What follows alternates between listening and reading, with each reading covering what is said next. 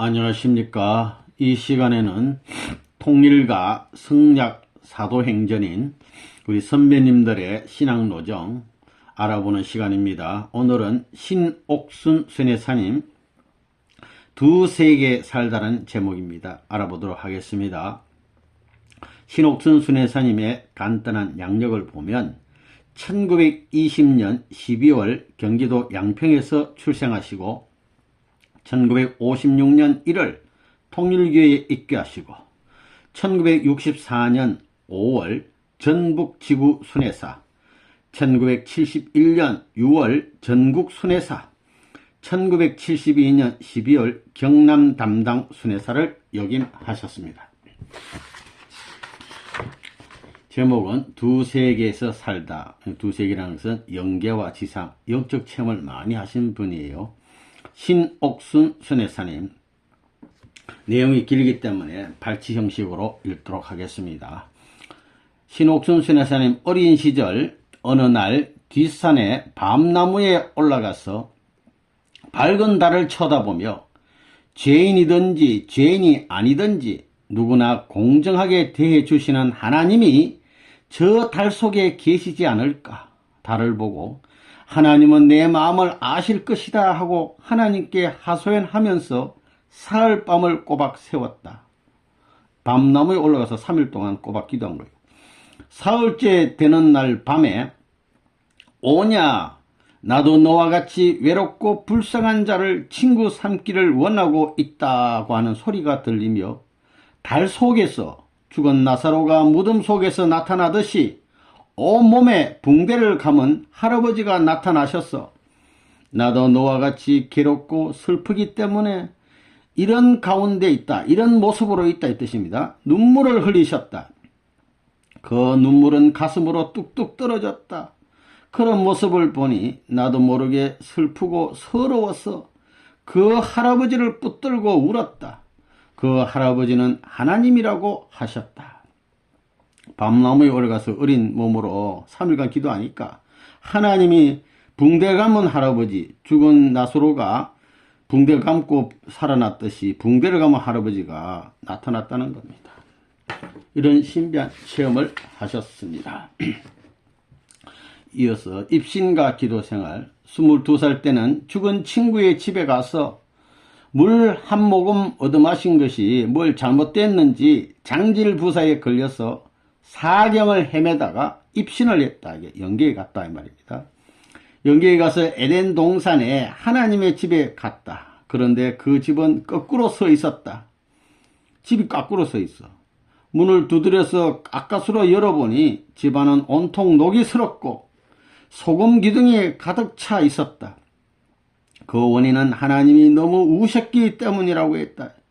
우리가 눈물 흘리면 눈물이 마르면 소금기만 남듯이 하나님이 얼마나 우셨는지 소금 기둥이 가득 방에 차 있다는 겁니다.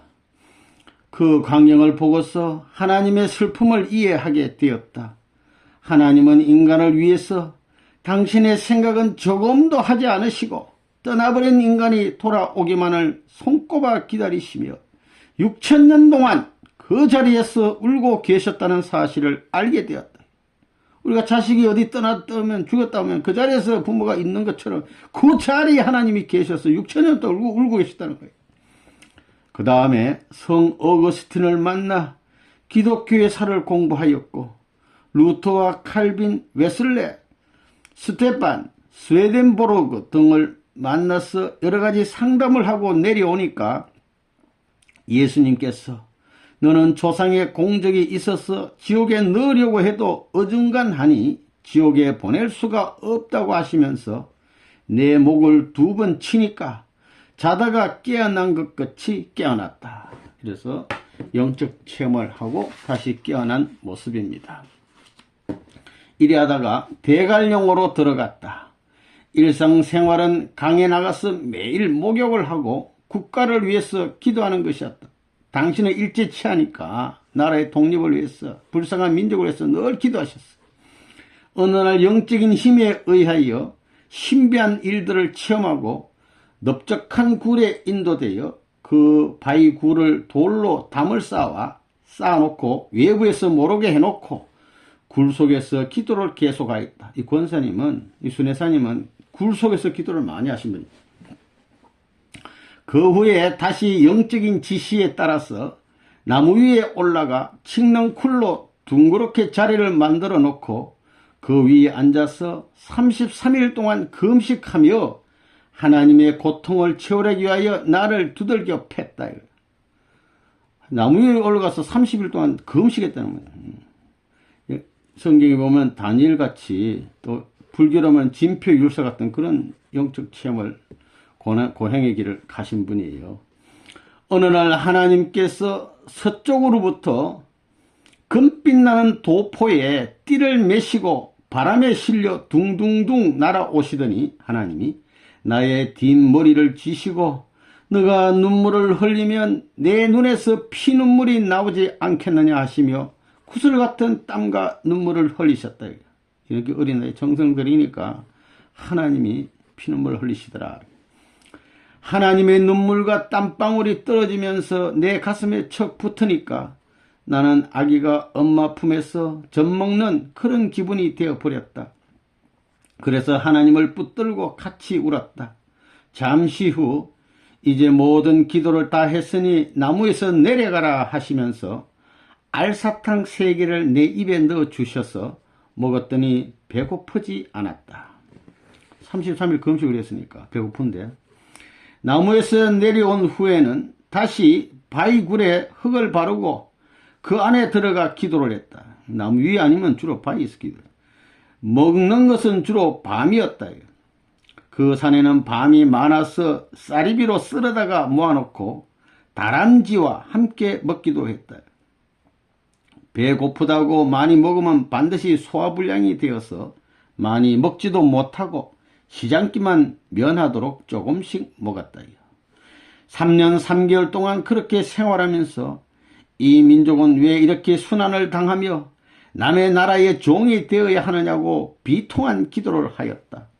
하루는 당군 할아버지가 나타나셔서 우리나라는 조금 많지만 전 세계의 모든 민족들이 와서 정성을 쌓고 가는 것은 앞으로 인류의 조상인 메시아가 이 땅에 오시도록 터전을 닦기 위한 것이다. 지금은 우리 민족이 이렇게 풍상을 겪고 있지만 두려워하지 말라 하시면서 우리 민족이 못나고 무지하지만 머리는 천재다. 바탕이 좋다고 지금은 가난하지만 우리 민족이 천재이기 때문에 사람을 빼앗아가고 역사를 빼앗아가는 것이다. 그러나 우리 민족은 앞으로 세계 모든 민족 앞에 월등한 민족이 될 것이라고 말씀하셨다. 당군 할아버지가 딱 가르쳐줬다는 거예요. 또 중국 문화는 단군 문화다 하시면서 한문을 가르쳐 주셔서 터득하게 되었다. 당군 할아버지가 지으신 글을 다 받아 써서 보관하고 있다가 화재로 모두 분실하고 말았다. 그 주요 내용은 우리나라는 오천리라는 것이다. 이게 넓다는 겁니다. 오천리. 만주 땅 천리길도 길도 대만으로 가는 바닷길 천리길도 우리나라 땅이라 하셨으며 전쟁이 심한 원인은 이렇게 고난을 많이 당하는 것은 엄난죄 범죄가 관영할 때 회개의 기회를 주기 위해 전쟁이 일어난다는 것 등이었다. 이스라엘 민족이 부패했을 때 나라에 침략받았듯이 우리도 엄난죄라든가 범죄가 만연할 때 이렇게 어려움을 당했다 하는 것을 알려주셨어요.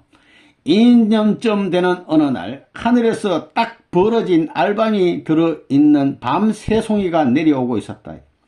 하나님께서 말씀하시기를 내가 오늘날까지 이렇게 밤가시에 찔리면서 살기 때문에 하루도 마음 편할 날이 없다고 하시고 하나님도 울고 나도 울었다. 같이 울었다는 겁니다.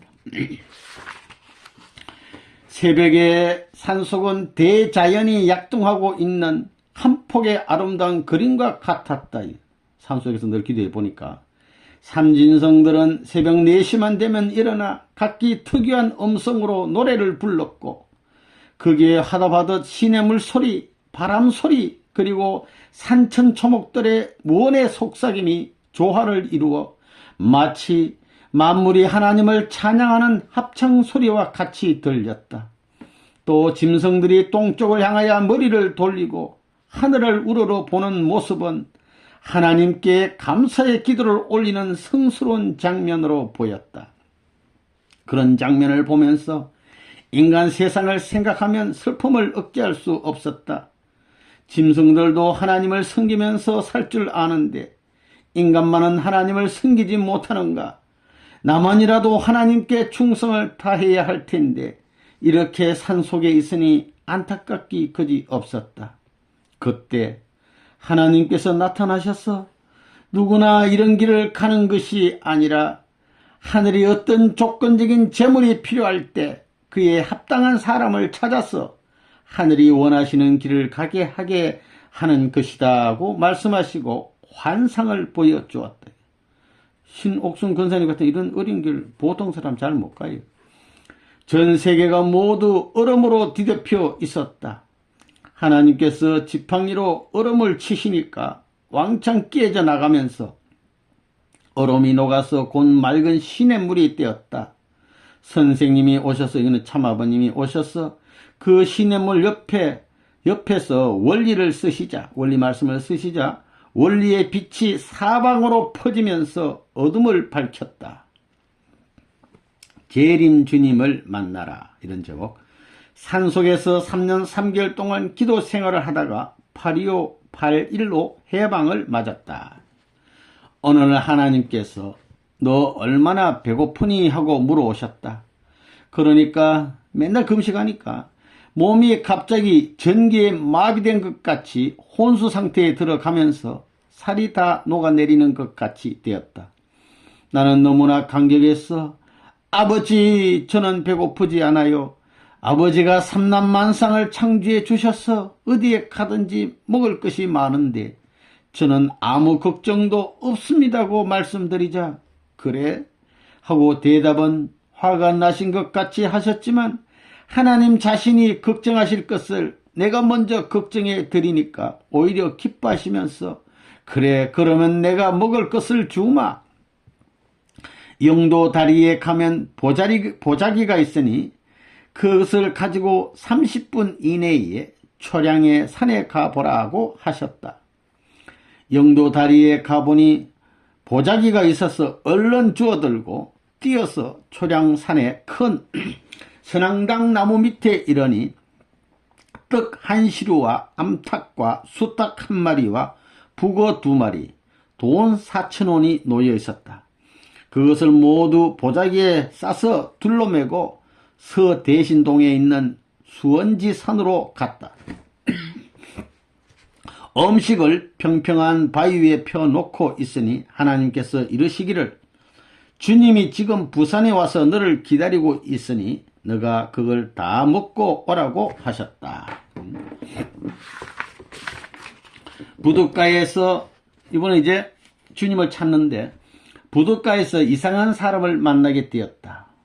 그 사람은 국방생 옷에 중절 모자를 쓰고 있었는데 무엇인가 모르지만 무슨 문서를 척척 넘기면서 이를 보고 있었다. 나는 오직 주님만 찾기 위해 혈안이 되어 있었으므로 그 사람에게 신경을 쓰지 않고 그 사람의 옷을 스치면서 그곳을 빠져나왔다. 나중에 서울에서 선생님이 옷을 보고 나니 눈에 익은 것 같아서 생각해 보니 그때 부산 부둣가에서 서로 옷을 스치고 나왔던 그 사람이었다. 그렇게 해서 바다에서 주님을 못 만나니 아무래도 나의 정성이 부족해서 그런 것 같아 다시 정성을 쌓기로 작정하고 동네 온천에 들어갔다. 내가 부족하고 죄가 많은데 어떻게 주님을 만나겠냐고 스스로 나무라면서 목욕을 마치고 그 길로 산에 들어갔다. 동네 온천에 가서 목욕해가지고 다시 또 산속 기도를 갔어. 산속에서 4개월간은 간의 생활은 먹을 것도 없었는데 기적적으로 살았다. 기도하는데 하루는 배를 짜는 실 같은 줄이 하늘에서 내려왔다. 그 줄은 역대 조상이 쌓아놓은 정성의 터전이라고 하였다. 재림 주님이 그 줄을 타고 오신다고 했다. 나는 너무 감격해서 고함을 치며 기도하니까 무지개가 나타났다. 그 무지개를 따라가면 재림 주님을 만날 수 있을 것 같다. 무지개를 쫓아가서 범내골의 토담집까지 찾아갔다. 이 토담집 아버님 공안 계시는데 그 토담집은 모양이 울퉁불퉁하여 볼품이 없었다. 집안에 무엇이 있었는지 물이 흘러나와 작은 도랑을 이루었다. 토담집을 안고 토담집을 건너서자 무지개가 없어졌다. 거기까지 간다고 모르고 지나쳤어요. 그러던 그 근처에서 재림 주님을 찾아야 할 것인데도 내가 무지해서 그 토담집을 거슬러 지금의 성지산에 올라가 4개월 동안 정성들이다가 그래도 주님을 만나고 1155년 9월에 용문산에 들어갔다. 토담집을 지나가지고 그 위에 성지에 가서 4개월 기도하다가 용문산으로 또 갔어요. 그때 용문산에는 나온몽 장로가 굉장한 불의 역사를 일으키고 있었다. 그래서 혹시 저분이 오실이라고 한 재림 주님이 아닐까 하고 그가 하는 집회마다 참석하니까 회원으로 가입하라고 권고하였다. 나는 재림 주님을 찾아야 하는데 그에 가입하면 자유가 없을 것 같아서 가입하지 않고 저녁 집회만 참석하면서 맷돌바위라는 굴 속에 들어가 기도하면서 5개월 동안 생활했다. 여참은 굴 속에 들어가서 기도하신 분. 그 후에 삼각산으로 가서 바위굴 속에서 기도하면서 인간 시조가 책임 다하지 못하고 하나님의 말씀을 거역해서 오늘날 이 땅에 죄악이 충만해 있으니 하나님이시여 재앙을 용서해 주시고 거두어 주소서 하고 호소하니까 내 기도 소리를 밖에서 들었던지 유경덕, 이분은 이덕삼씨의 사위인데 라는 사람이 다음날 아침에 멸치조림과 고추장을 갖다 줘서 오랜만에 음식을 먹으니 참 맛이 좋았다. 내가 삼각산에 들어간 것은 죽기 위해서였다. 하나님의 음성을 듣고 재림 주님을 만나기 위해서 이제까지 헤맸건만 끝내 만나지 못한 것이 내가 나를 속였던 것 같이 원망스러워 이제 삼각산에 들어가면 다시는 세상에 나오지 않으리라고 결심하여 나의 마지막 안식초로 삼각산을 삼으려 했다. 그래서 쌀 3대를 가지고 가서 생쌀만 먹으면서 기도하다가 그것마저 떨어져 굶고 있다가 기도하러 온 성도들이 먹다 남은 음식을 주면 그걸 받아 먹으면서 3개월간 살았다. 엘리야처럼. 나중에는 먹을 것이 없어서 콜라 깡통에 끈을 매어 하루에 물 3깡통씩 달아 올려 물만 먹고 60일을 살았다. 기적입니다. 기적. 물만 먹고 60일 살았다. 내 몸은 가죽이 뼈와 맞붙어서 다리가 움직이지 않을 정도까지 되었다. 대단하지 않습니까? 그런데도 정신만은 또렷하여 쓰러지지 않는 것이었다. 그의 12월의 어느 날 입신을 하여 다시 또 입신을 했어요. 영계에 들어갔다. 세종대왕에게 3개월 동안 한글을 배우고 이분이 한글을 만들었으니까 한문은 당군 할아버지에게 배웠다. 또 어려운 글자는 예수님께서 드문드문 가르쳐 주셔서 그 덕택에 원리강론도 다 읽게 되었고 해석까지 할 수가 있다. 영계에서 메가드 장군도 보았는데 그가 나타났을 때는 이 땅 위에 재림 주님도 그만큼 성장해 있다는 것이다. 그때 아버님 부산에 와 계시잖아요. 흥남에서 내려오셔가지고 부산에 계시는데 하나님은 혼자서 복귀 승리 역사를 전개하시는 것이 아니라 꼭 알려주시고 또 미리 정해 놓으시고 하는 것이다. 국제전시장이라는 곳은 호화찬란했다. 부산의 국제전시장. 그 마당에서는 이 땅 위에서 왕노릇했던 수백 명의 사람들이 동그랗게 원을 그리면서 있었다. 이거 영적인 현상입니다. 잠시 후에 선생님이 오시자 어떤 왕이 앞으로 나와서 저게 인류의 조상이요 하면서 아버님에 대해서 선생님에 대해서 옛날에 왕들이 참소하자 거기에 있던 모든 왕들이 총을 들어 선생님을 쏘는 것이었다.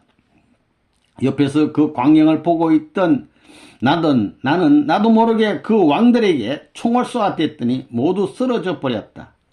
잠시 후 선생님께서 전시장 마당을 한번 구르시더니 그 마당이 뽀얀 모래사장으로 변하여 발바닥으로 탕탕 구르신 것 같습니다. 새파란 바다가 되자 천둥과 번개가 치고 억수같이 비가 쏟아져 천지개벽이 되어버렸다. 선생님께서는 왕의 복장으로 계셨다. 얼마 후에 쓰러졌던 왕들이 일어나 일렬로 쭉 서 있자 항복하는 모습이요. 선생님께서 그들에게 아담 해와의 모든 것을 원삭 회복해 놓으라고 호령하셨다. 모든 왕들은 네 하고 대답하고 어디론가 가더니 그 문보화를 잔뜩 가져와서 마당에 산더미처럼 쌓아놓고 선생님께 경배드리고 뒷걸음질 쳐서 나갔다. 이런 장면은 지상에 살고 있는 사람들이 영계에 있는 영인들의 하지 못한 것까지도 탕감 조건을 세워놓아야 그들을 굴복시킬 수 있다는 것을 보여주시는 것 같았다. 하나님의 보호자가 있는 곳에도 갔다. 거기에는 하나님과 예수님 그리고 선생님이 같이 계셨다. 하나님께서 예수님의 손 옆에 거기에 선생님의 손을 맞대시고 장자의 유업을 상속하는 축복을 하시는 것이었다.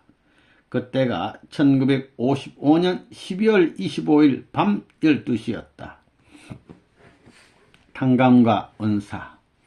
삼각산에서 청파동에 있는 본부교회를 찾아간 날은 1956년 1월 16일이었다.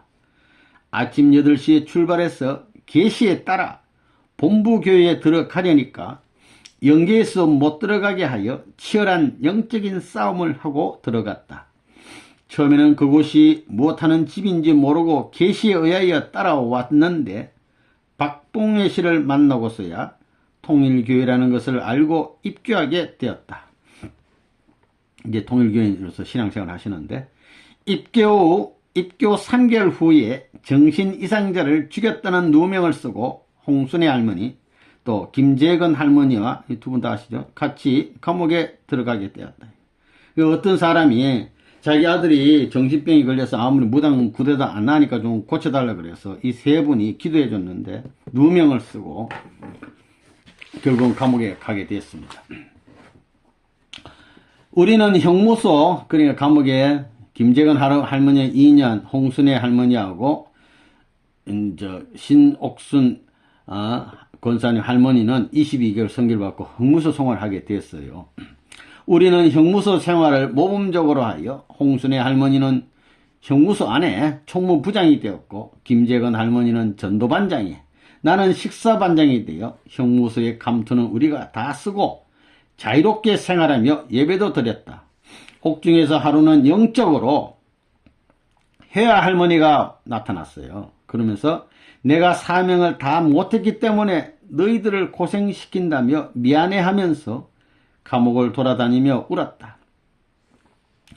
1957년에 출감하여 본부교회 부엌에서 3년 동안 일하다가 마포교회와 서대문교회 그리고 전북 오수교회를 개척하였어요. 개척도 세 군데나 하셨네요. 오수에서는 7년 동안 한 번도 집에 가지 않고 임지에서 죽으면 뼈를 묻을 각오로 가지고 활동했다. 대단합니다. 나는 원리 강의도 못했다. 그래도 똑똑한 학생들이 많이 입교하는 것이었다. 먹을 것이 없으면 식구들이 빵과 국수를 사놓고 갔으며 때로는 돈도 놓고 갔다. 어떤 학생은 3년 동안 줄곧 자기의 점심 도시락을 솥에 넣어두고 가기도 했다. 하루는 수련회를 개최하여 수련생 20명을 모아놓고 식량과 땔감이 없어서 밤새껏 울며 기도했더니 눈이 퉁퉁 부어버렸다. 새벽녘이 되자 계곡 나갔다 돌아오던 학생들이 길에 떨어져 있는 보리쌀 한 가마니를 주워 왔다면서 보리쌀을 덜쳐매고 들어왔다. 낮에는 황송문 학생이 나무를 해 가지고 와서 어렵게나마 수련회를 마칠 수가 있었다. 남은 교회와 합동해서, 두 교회가 합동해서 이 오수기에 있을 때인데, 수련회를 하려고 오수에서 수련생 20명을 데리고 남은 교회로 간 적이 있다. 수련생은 모두 30명이었다. 저녁 식사를 하려고 보니 수련회비가 2,000원밖에 안 거쳤다고 한다. 그 당시 보리쌀 한 마리에 1,500원 했으니까 그 돈으로 30명이 7일간 생활하기에는 어림도 없었다. 아무튼 여자인 내가 식사 문제를 해결해야 할 입장이었으므로 저녁 식사를 차려주고 남은 교회에서 나왔다. 밤중에. 기차나 버스는 이미 끊어졌어. 오수에서 왔는데 다시 또 오수까지 돌아가서 어디 돈 좀 구해보려고. 오수까지 빨리 가려면 기찻길 40리를 걸어가야 했다. 어두운 밤에 철길을 걷는다는 것은 모험이었다. 서도라는 강다리에 이르러 손과 발을 사용해 가며, 강 사이를 다리가 있는데 그걸 드듬드듬 기어간다 이 말이야. 손과 발을 사용해 가며 중간쯤 건너왔을까 오수 쪽에서 이 기차가 지나가는 게 기적 소리가 들렸다. 기차를 만난 거예요. 이제 다리 위에서. 어디에 피할 곳도 없고 물러설 곳도 없는 징태양난의 입장이었다. 붙들 곳은 하나님밖에 없었다. 하나님 앞에 애저는 기도가 폭포수처럼 내 입에서 흘러나왔다. 죽기 일부 직전이에요. 하나님 살려주십시오. 하나님, 내가 여기서 죽으면 30명의 수령생들은 어떻게 합니까? 나는 그들을 살리기 위하여 이런 처지에 놓이게 되었으니 아버지 마음대로 하십시오 하고 간절히 기도를. 생과 사를 아버지께 맡겨버리고 밑을 내려다 보니까 조그마한 구멍이 있었다. 가까스로 그 구멍에 손을 넣고 엎드렸다. 요란한 소리를 내며 기차가 강다리에 들어섰다. 그 육중한 굉음은 나를 삼켜버릴 듯 쌓아놨다. 강다리 중간에 와서 석탄재를 내버리는데 하필이면 내 머리에 쏟아지는 것이었다. 순식간에 불벼락을 맞아 내 머리카락은 온통 불통에 타버렸고 뜨거운 열기는 나의 정신을 혼미하게 만들었다. 의식이 점점 희미해 갔다. 손에 힘이 없어 강에 떨어질 즈음에 세종대왕이 나타나서 팔과 다리를 부축해 주었고 선생님이 참아버님이 오셔서 구슬 같은 땀과 눈물을 쏟으셨다. 그 눈물과 땀은 모두 내게로 떨어졌다. 구사일생으로 강다리를 기어 나와서 철로 뚝에 드러누워 정신을 잃어버렸다. 얼마쯤 그렇게 누워 있었는지 옥순아 하고 내 이름을 부르는 소리가 들려왔다. 의식이 몽롱한 상태에서 겨우 대답만 했다. 그러자 여기가 어딘 줄 알고 누워있느냐 하고 꾸짖는 소리가 들리더니 누군가 내 손을 덥석 잡고 일으켜 세웠다. 간신히 일어나 정신을 차려보니 내 몸은 눈 속에 파묻혀 있었다. 한기가 엄습해 왔다. 기력도 없었다. 어떻게 겨우 일어나서 강에서 목욕을 하고 20리를 더 걸어서 장수군 지산면에 당도하여 최영선 식구를 찾아갔다. 그는 고등학교 재학 시 나병에 걸려서 삶을 포기하고 있다가 나에게 와서 1년 동안을 같이 생활하면서 수련도 받고 계몽 활동도 하다가 병이 완전히 나아서 자기 집에 가서 공부하고 있는 식구이다. 나의 사정을 뻔히 알고 있는 그는 밤중에 사촌 동생들을 설득시켜서 자기 식구들 몰래 곳간에 들어가 대나무 꼬챙이로 쌀을 쏟아내면 그 동생들이 자루에 담아서 뒷동산의 가마니에 옮겨다 담곤 하였던 모양이었다.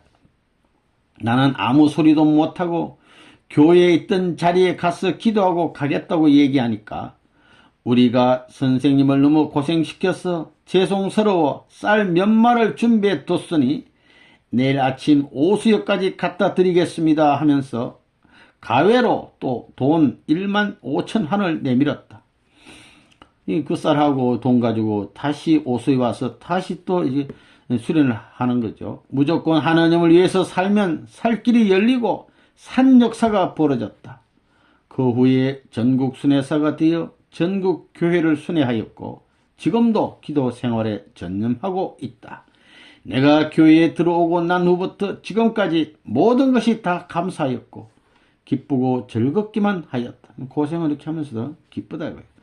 내 일생을 바쳐가면서 찾은 이 떡길, 내가 고생을 더 하더라도 어서 빨리 아버지의 나라가 건설되어서 후손들을 행복하게 살기를 바랄 뿐이다. 간증이었습니다. 대단히 감사합니다.